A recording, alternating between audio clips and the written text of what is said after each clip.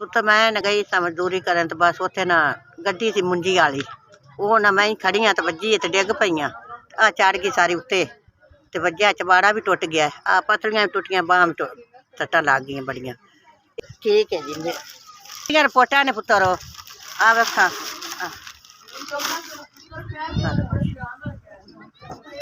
आ चबाड़े दी चार बेटियां ने एक पुत्र है दो भाई भी खानी आ गरीब लोग किराए ते बैठे आ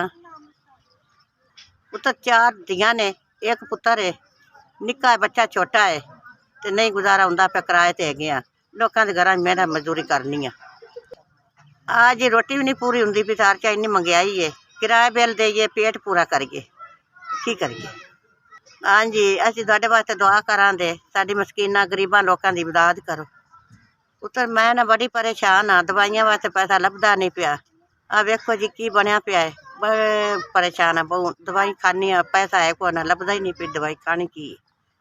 साडे गरीबां दी मदद कीती जावे अल्लाह तुहानूं तंदुरुस्ती अल्लाह तुहानूं ज्यादा देवे दुआवां करांदे। 3 4 5 पुत्तर 5000 रुपया दवाइयां वास्ते SVS तुसीं मैनूं 5000 रुपया कीती है मदद SVS पुत्तर तुहानूं अल्लाह